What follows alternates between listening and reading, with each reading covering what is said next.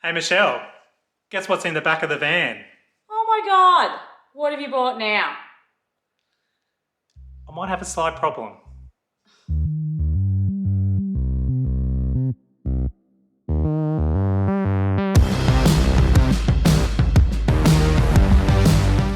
Welcome back everybody.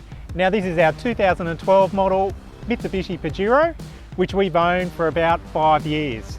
I upgraded to this from our GU Patrol, which to be honest, its only good attribute was off-road. The Pajero is a robust, reliable vehicle. You can just turn the key, jump in and go wherever you want. It's comfortable, it does everything you need it to do. And while it is getting a little bit old and the tech isn't quite up there, I've been hunting around and I just can't find the right replacement vehicle for it. So what we're going to do is give this old girl a bit of a midlife makeover to get it through the next 18 months when we probably will be looking at updating it to something to better serve the channel and provide a little bit more action. So I'm not going to dilly-dally around, let's get stuck into it, see how it turns out.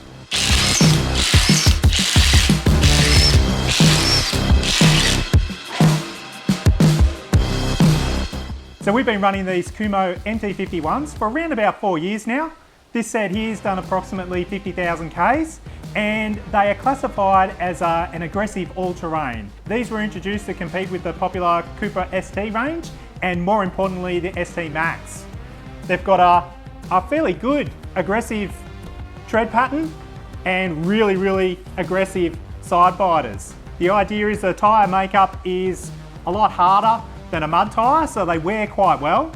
These have actually worn really well, considering we don't rotate them all that consistently. I think really, in reality, these have probably done one rotation on the vehicle.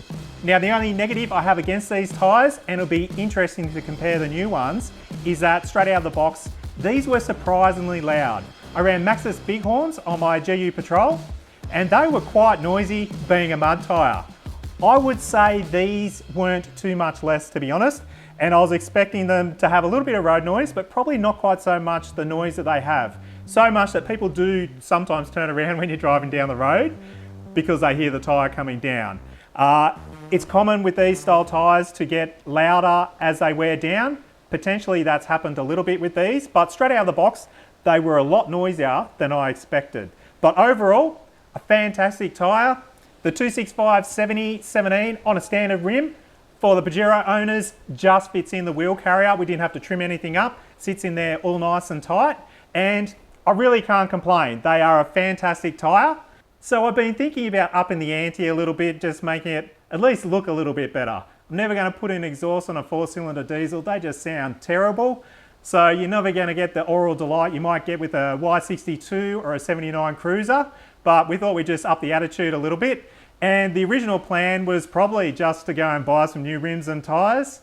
However, as I always do, I'm always searching around on Marketplace. I came up with these. So this is a new combo for the mighty Pajero. They're King Tremor rims, 18-inch in size, and they're fitted with Nitto ridge grapplers, which probably wouldn't have been my first choice, as I was always going to swap over to Falcon Wild Peaks. In all the Facebook groups I'm a member of, they generally have a really good rap. If you get on the Y62 page, however, the Nitto ridge grapplers have a very good reputation. These two are an aggressive all-terrain.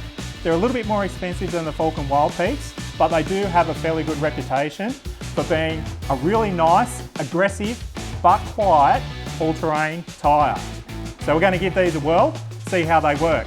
The size is going up a little bit. Obviously we're changing to an 18-inch rim. I would have preferred to stay with a 17 probably, but these came up for a really good deal. They've done under 1,000 kilometres, so they're pretty much brand new, and the size works perfectly with the Pajero in what I was after. These are a light truck construction, which is what you want. It means they've got really heavy-duty sidewalls, and they're a lot more resilient on the tracks, and they're a 285/65/18. So in the old school, these are just under a 32-inch tyre. I think they're about a 32.8 or something like that. So they're a slightly taller combo than what we used to run, which is a slightly taller combo than standard on a Pajero as well. And more importantly, they're a 20 offset. With the 4th generation Pajeros, in particular the diesels, the front brakes do commonly obstruct wheels if they're the wrong offset. or there's not enough clearance in behind the spoke design of the wheel. So these are a 20 offset. I was originally looking for a 25, and it's with the 25 offset that you sometimes come under a few issues. My only concern with a 20 offset is that it'll stick the wheels out a little bit too far potentially, but of course I've done a little bit of a test and they fit fine. So let's whack these on, see how it looks, and more importantly, take for a drive, see how it goes.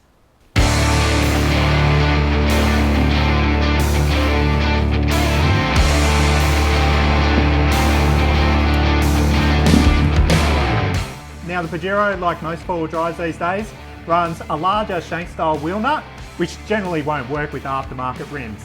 They typically take a 19mm tapered wheel nut, and I've got some black wheel nuts on order, but they didn't quite arrive in time. However, I do have some tapered 12mm 1.5 wheel nuts here in the daggy old chrome finish, so I'll fit them up for now and we'll swap them over at a later date. So we'll pop these on. I prefer to do it by hand with a socket instead of using the impact. Then we'll go around, torque them up to spec, and then it's all done.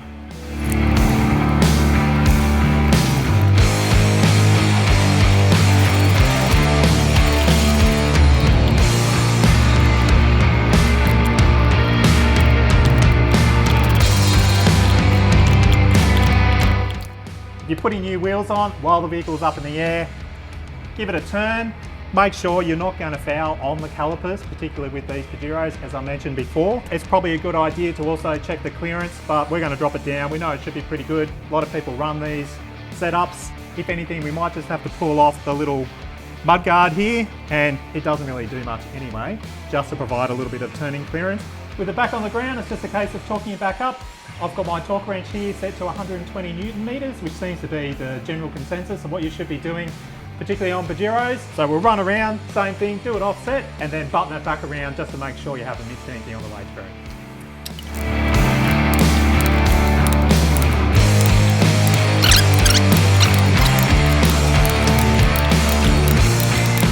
Now it's not all fun and games, unfortunately. The 265/70 R17 on a factory rim with a wheel lift plate, which most of us fit to the Gen 4 Pajero, just fits around the plastics on the spare wheel holder. Now obviously we're going to a bigger tyre again. If you use the tyre size calculator here, I'll put the link down on the bottom of the screen here. It's a fantastic resource to punch in your various tyre sizes to see what the difference is. So we're going up to a 285/65 R18, which is pretty much exactly an inch larger than the tyre we're running at the moment, and it's obviously a little bit wider. Now if we fitted that to say a factory Pajero 18-inch rim, it might fit reasonably well, but I think we'll still have to do some clearancing. I'll probably match it up to another one of these King rims, but of course with a 25 positive offset, there's no way it's going to fit within this spare wheel holder. So we might do another episode down the track. If anyone's interested, put a comment below on how we get that to fit and how we might manipulate the spare wheel holder. Now the last little challenge I came across, which I really wasn't expecting, and this is particularly why I like to wind the wheel nuts on by hand and use a socket over an impact, is that the last wheel I came across and the third last wheel nut was cross-threaded on. I got a breaker bar and of course I snapped the stud, so it looks like we're doing a stud replacement as well. Now out on the road, these tyres are fantastic.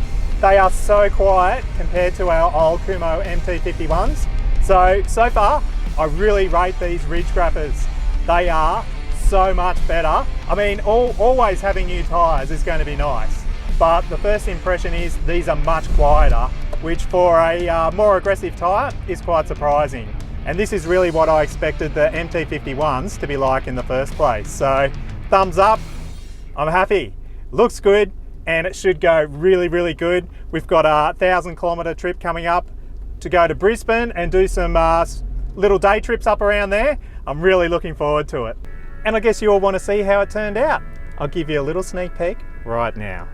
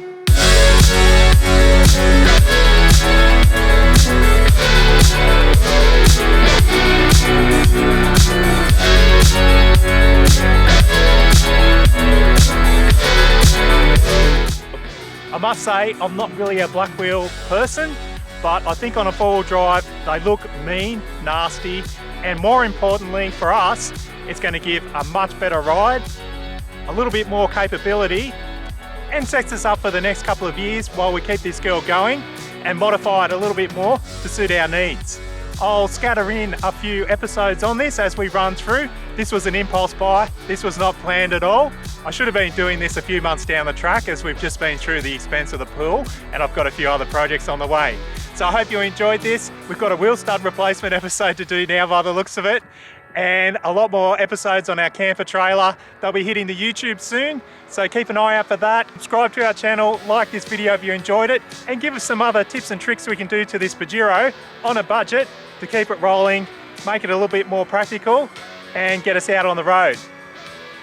Anyway, have a great day, get out there, stay safe, and have fun. Catch you next time.